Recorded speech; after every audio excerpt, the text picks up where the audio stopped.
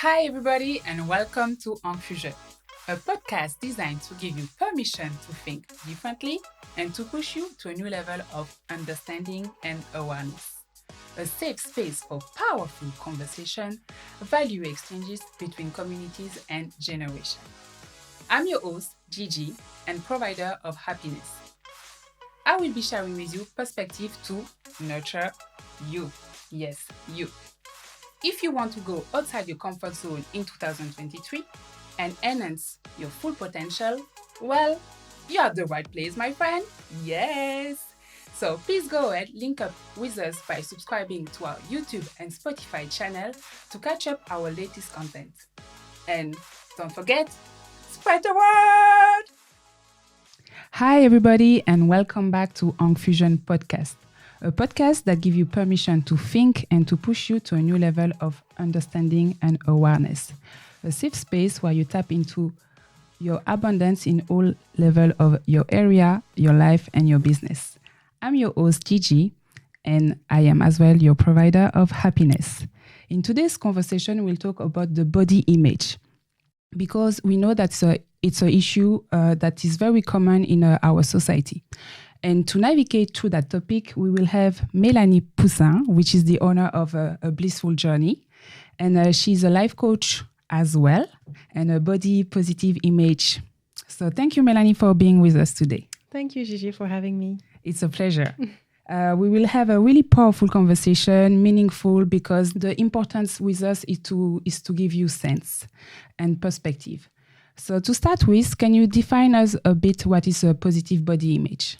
So positive body image is really trying to be confident in your own body and in your own skin, trying to be very compassionate with yourself, trying to treat your body the way that you're supposed to treat it in order to feel empowered, in order to feel motivated, and in order to feel healthy as well. Because I think a lot of the time we're trying to control the way our body looks because we're super critical about how it looks and how we want it to be, but we usually start behaviors that are very depriving and restrictive, and it's not really helping your body in the long term. So body positivity is trying to be very in tune with your body, how it looks, trying to not change it too much, but trying to be more appreciative of how it is. How it is, yeah. It's really important.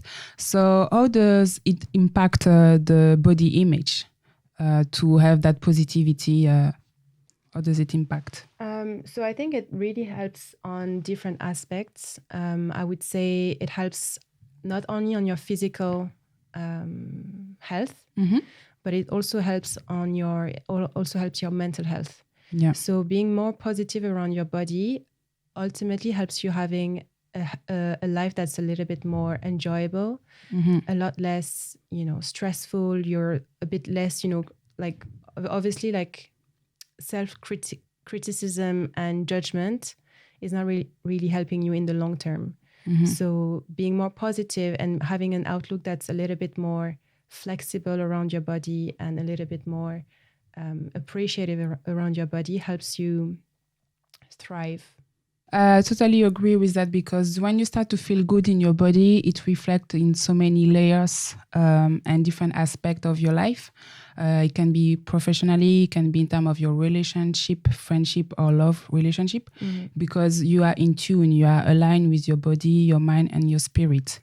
So how do we start? And what are the little steps? Because it starts from the early age. How can we embrace that body that is evolving to the cycle for women, the life, the environment? How do we start from the beginning to have that healthy habit? Well, I think that's definitely a journey that will be a lifelong journey. It's not something that, tomorrow I'm going to be positive about my body and it's going to happen. I think it always starts with your upbringing. So if you're a parent is trying to be super mindful about how you talk about your bodies in general or body standards in general, how you approach that conversation with your kids, because in the end, kids are just sponges. Yes, true. And when you have like an opinion about bodies, or if you make comments, for example, about somebody in the street, how she looks or how he looks, you create those little beliefs for your kids. And that's how, because, a baby is a blank canvas. True. So the way people are brought up, and what they hear, what they see, what the environment is about, will shape how They they will become. become. True. So I think that it starts obviously at an early age, and I think we see that a lot in terms of like how boys and girls are brought up, where the girl has to be pretty in her little dress, things like that, and the boy has to be strong, and he always has to protect his little sister, things like that. So I think already there is a conditioning. The body image starts from there, like the perceptions around body image. So if you are a girl that was brought up as, you need to be pretty, you need to be nice, things like that, you have those beliefs internally that are with you. And so when you become of age, when you get in, or in your teenage years, things like that, where you're, obviously your environment broadens up, you have like other people coming in, you have maybe other people making comments, different comments, and you start absorbing all those things. You create those internal limiting beliefs. And when you become an adult, that's when you're faced with all those body image, standards, beliefs, etc. And so that would be when you start having maybe behaviors then around your body that might not be so positive. Okay. My next question is, how do you help and how do you start with your client, to help them to feel confident and to regain that self-esteem? So, I mean, it's a long, like I said, it's going to be a long journey, because if you have been brought up a certain way, like, for example, 30 years of, hearing the same things, being in the same environment, etc., and hearing and seeing the same behaviors all the time, it takes time to unlearn all those patterns. Yeah, true. So the way I start is I always give the right expectations, that it's not because you're starting a 6 months program that at the end of the 6 months you're going to be like everything feeling is confident and true. you know. So, but it's more like understanding that whatever we're doing, we're helping your brain to rewire in a different way that what you've learned all this time. Okay. And that the more you change, so I always like to use the image of a train and the rails. So because you've been firing the same neurons for so long, of like hearing the same things, saying the same things, and seeing always the same things, it's like a train that always went on the same rails. And so the rails are very like shiny and very, comfy. Yeah. But like, like if you see the rails of a train that's in use, the rails will be like very silver, shiny, and, and then if a train hasn't been used, or the rails of a train hasn't been used, like a railway, it's like rusty and there's like mold or like, plants growing on it and stuff. Okay. So the way I'm explaining it to my clients is that at the start, they've been on that journey of like always seeing the same patterns of behaviors, and they have like habits around their body or around their confidence, etc. So that's the train that went one way all the time. And we're trying to use a different way of thinking, different patterns, different behaviors. And we're trying to unlearn what they've been taught. And learning new behaviors and new habits is almost as if like you're trying to derail the train from its course to another one. And so the more you're going to use the different pathway, the less you're going to forget about the old one. Yeah. And the more like that new pathway that you're going to use is going to be like the railway is going to be shiny and, smooth, and it's going to get easier then. And then obviously at the end of the the journey, or the advancement, because it's a lifelong journey. Exactly. But the more you go on that journey, the more you're able to forget about the old things that you've learned, the old patterns that you've learned around your body, and around personal growth in general, or personal development. So it's not like trying to put a timeline, as in like, oh, in 6 months' time, I'm going to be blah, blah, blah, like results, like having the results. Is more like trying to have like a more compassionate approach of saying like, I'm changing. Yeah. I'm learning something different about myself, about everything. And once I have all the tools, then I can just apply them, even outside of the coaching journey with me. They can just, keep learning, keep researching, and keep, learning about themselves, then even beyond. Yeah, I think it's important to not only take that coaching with for what they are requesting, but for outside as well, because it's so impacting positively in other area of your life. Yeah, sorry. Yeah, no, go ahead. No, and I wanted to jump on that, is that sometimes you have like people coming for a specific, they want a specific result. They come here because they have specific goals. And then the more you go into the coaching journey, the more that you see that it was maybe just like a symptom or something that they thought they needed to work on.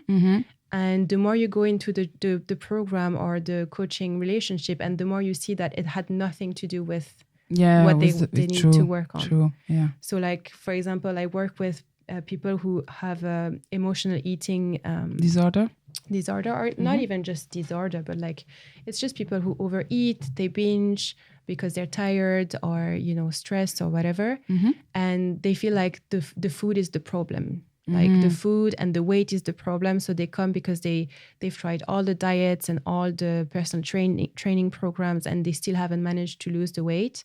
And then that's their focus. Like the weight is the focus, the food is the focus. And then the more you go into the program, the more you see that it's like the food and the weight was just like on the outside. Just the bottom of the iceberg, like we like to say. Exactly. Yeah. What they thought they needed to work on. And then they realized that actually it was more like the relationship with themselves. Maybe some unanswered questions from their childhood. Maybe it was some childhood trauma. Thank you for this complete answer. So in order to move on, because it's really important to say it, the structure, but can we, for example, give a few examples of what can we do if we have an unhealthy body image?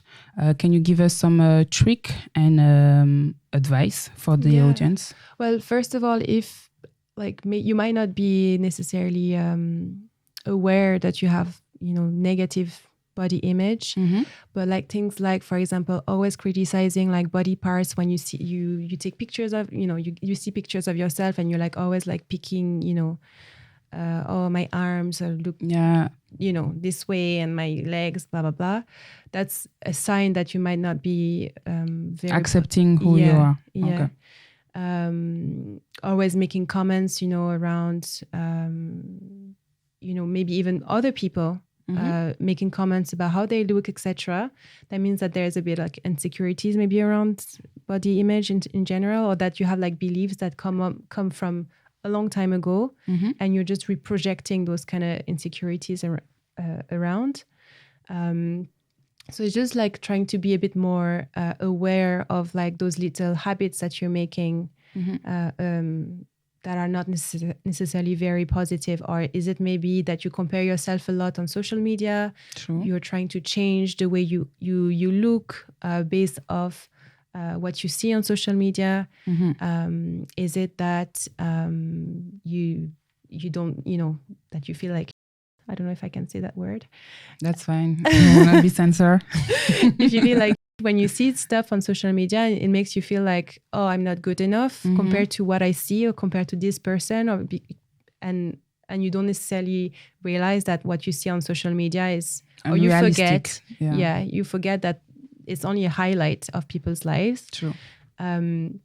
So just noticing when you have those kind of moments where you're not feeling really good about yourself, based off like comments that you're saying to yourself, and just kind of catching yourself when you're doing this. So like, for example, when I started modeling, I used to always like criticize, like every time I had, and you probably also experienced that as well. Whenever you get the result pictures, you're always like, I don't like this. I wish, you know, like you're looking at yourself in the mirror and you're already like kind of commenting, oh, I have spots on my skin. This looks flabby. I don't know if flabby. Floppy. Yeah. Floppy. Yeah. Like just commenting like this, you know, and just catching yourself out, because again, you know, the more you think like this and you have that narrative about yourself going on, the more you're talking to your subconscious mind that it's true. True, you reinforce that, yeah. Exactly. And so it's important to catch yourself whenever you have those moments and reframe it. So whenever you have like a negative thought or belief, yeah, reframe it into a positive. So let's say you're starting your day and you're seeing yourself in the mirror and you're like, straight away you're going to be like picking at the one thing you don't like about yourself. Well, try to reframe into commenting about the one thing that you like about yourself. Is it your hair? Maybe it's a good hair day, so actually acknowledge it and you know, show more appreciation about things that you actually do appreciate about, you know, in yourself. And the more you're going to do those kind of reframing exercises and the less you're going to be like always going back into criticizing yourself, the more you become you know, more positive about yourself, and the less you actually notice the stuff you didn't like. I think it's really important to kind of sum what you said, to have that importance of a positive affirmation, because no matter what, each of us are unique, and we need to embrace that uniqueness, and that makes the world a beautiful place, because everyone is bringing something different, even though that we might have some similarities. And it goes with the fact as well that you move to the life coaching journey. I think starting to embrace our body is the first step for the next step of life coaching journey, which goes with the body, the mind, and the spirit. So we need to start by one section and the rest will follow.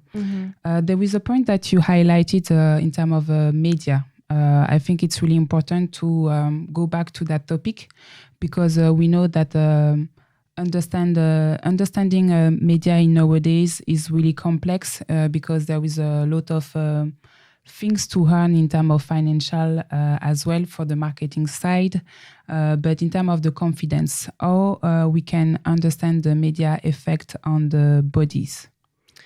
Well, I think that's a huge question. Yeah. But like, I think, you know, medias and marketing in general is everywhere. Like it's on TV, it's on the radio, it's on ads. Like, you know, you watch a YouTube video, it's on the ads, it's on social media everywhere.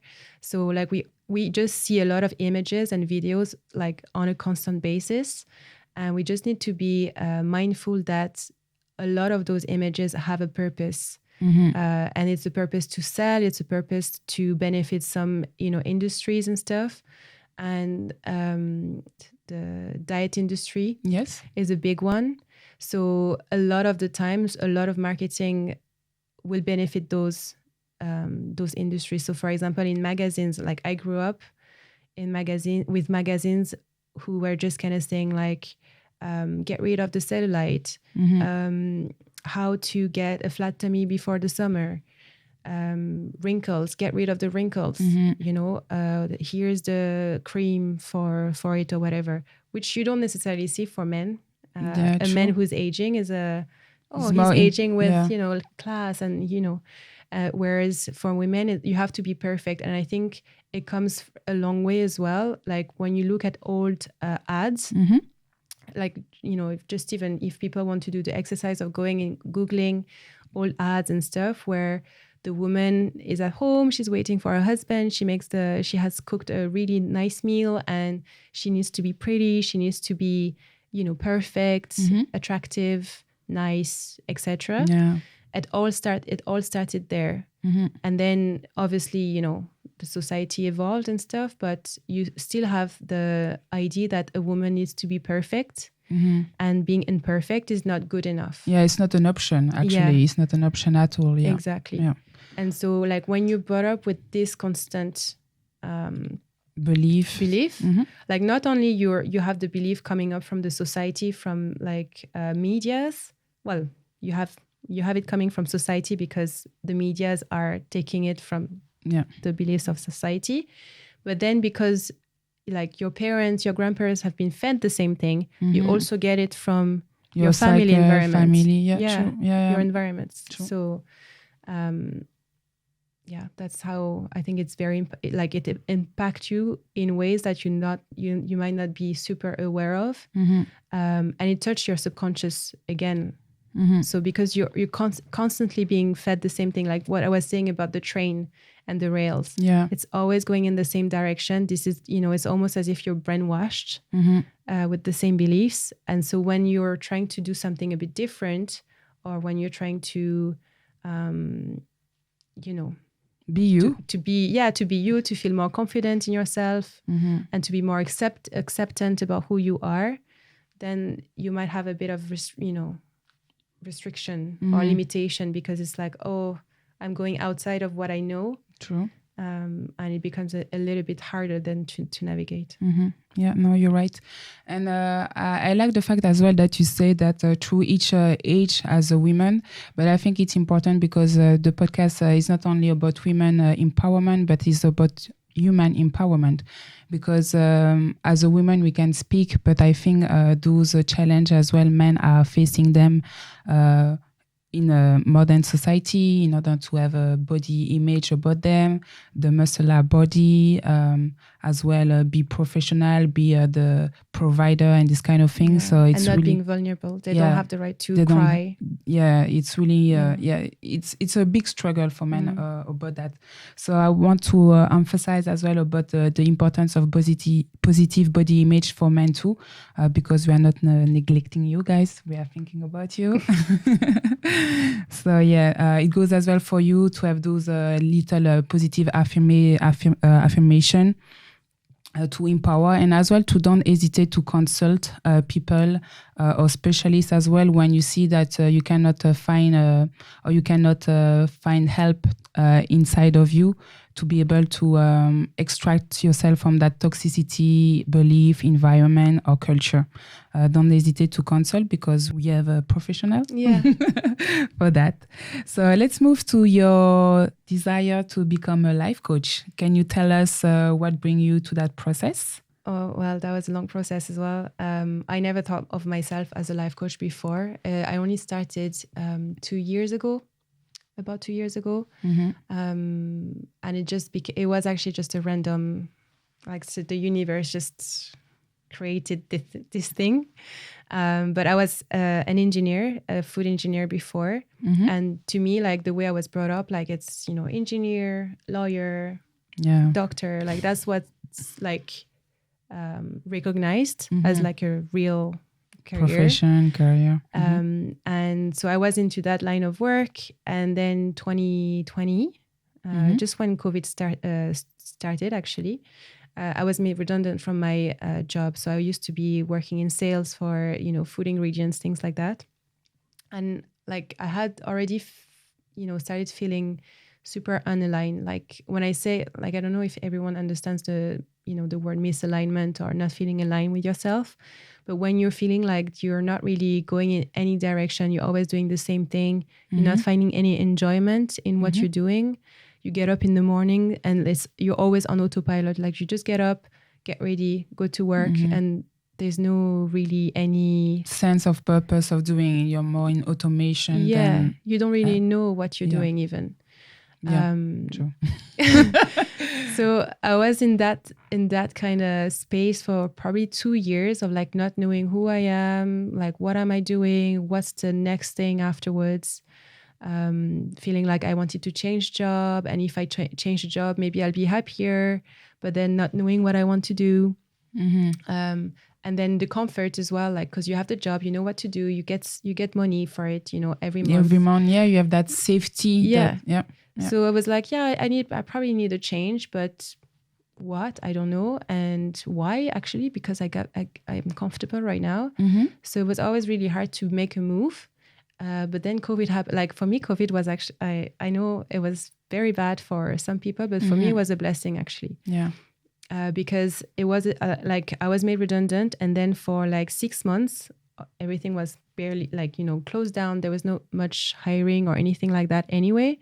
So I was able to just sit down and just see like, okay, what am I doing next? So I did a bit of therapy. I went to therapy. And by the way, you mentioned about getting help and stuff. I think there's a lot of stigma still that getting help means that you're crazy, you're not good enough, things like that. But no, actually getting help, if you reframe it, is just trying to improve and to do it faster without having to figure it out, trial and error, things like that. So I did therapy to find out why I wasn't like so happy, trying to find my way. And then like life coaching, it was coming up already a good bit at that time. But I was like, oh my God, those life coaches, like they must have like an awesome job, must be so rewarding. But I never saw myself as one. Okay. But I was like, wow, that's a cool something job. Like, that you feel appealing. Yeah. But I was like, I don't know if that will be ever for me, or even I didn't see myself as a life coach at all. And then I think I just started asking like to people I knew, like, what would you see me doing? And what do you think I would be like, if you saw me in the street, what would you think my career would be? And some of them were like, oh, motivational speaker. And I was like, no, I don't even know how to speak. So I was like, no, that's definitely not like an option. But like they were saying like, yeah, influencing people, helping people. And I was like, I don't even know how to help people when I can't even help myself. But then I applied for marketing jobs because I was it was appealing. Marketing was appealing. And then the job that I applied for was for a therapist who was specialized in emotional eating. Okay. And that's how it actually all started, because then I started asking myself about emotional eating. Then I realized that I had an issue with emotional eating.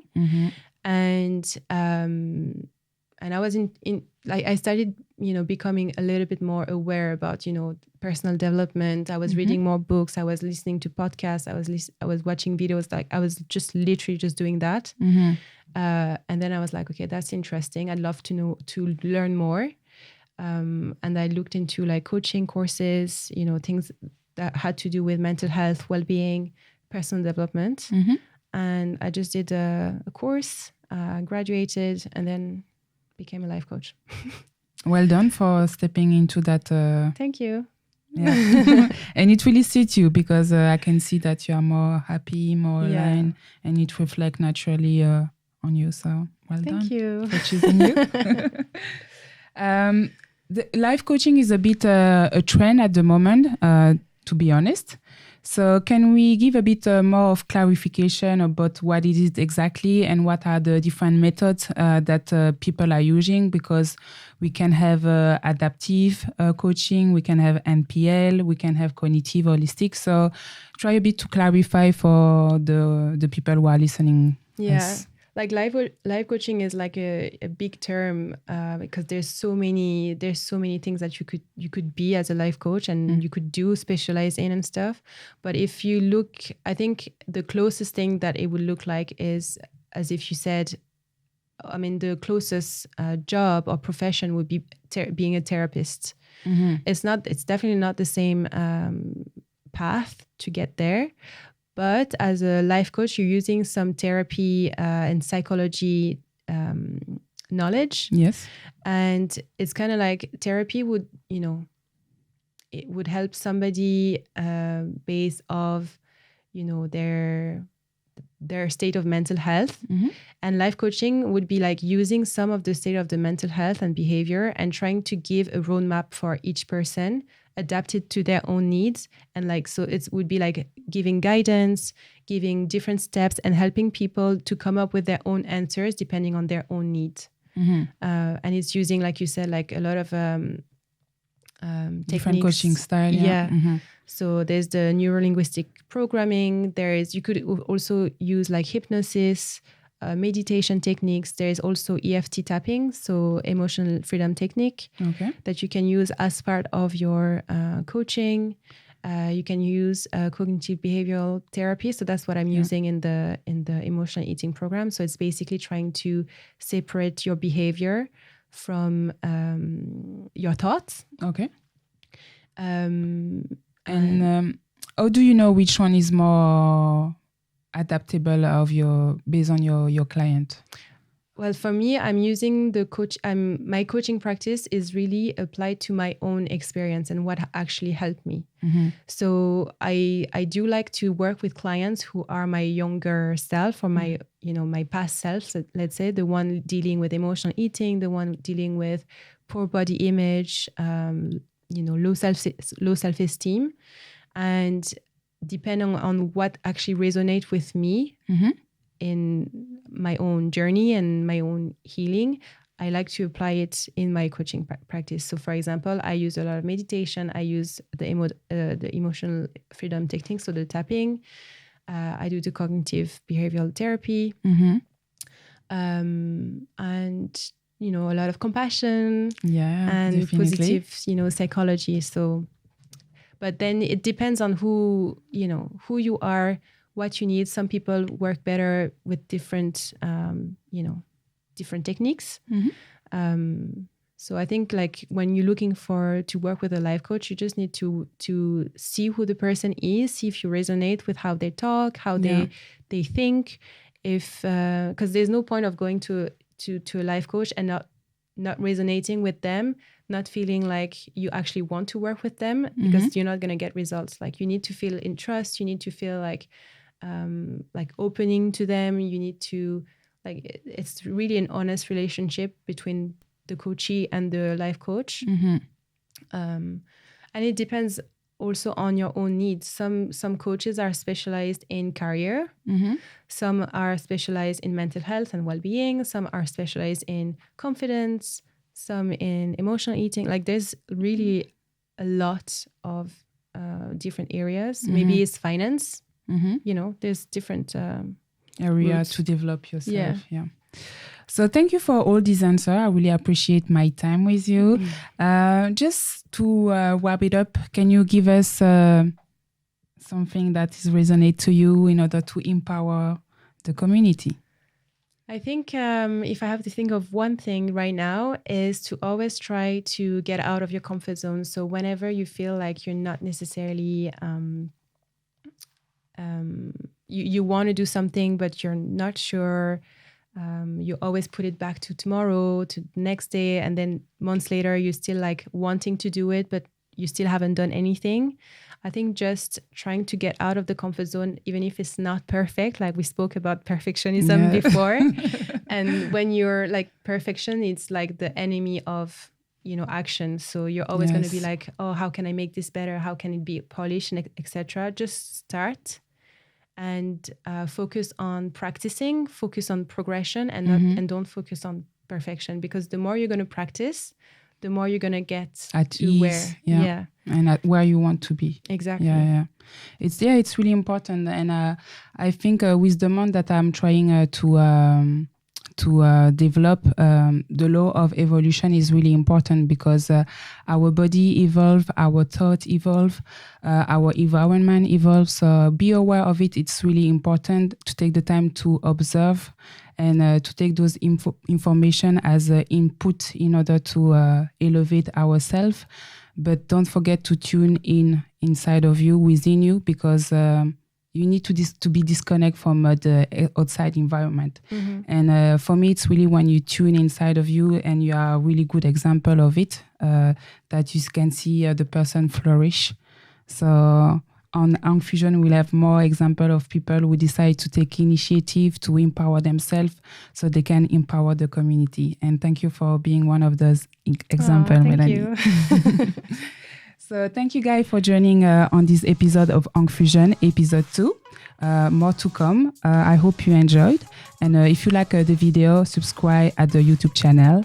Don't forget to activate the bell and to get notification on new video.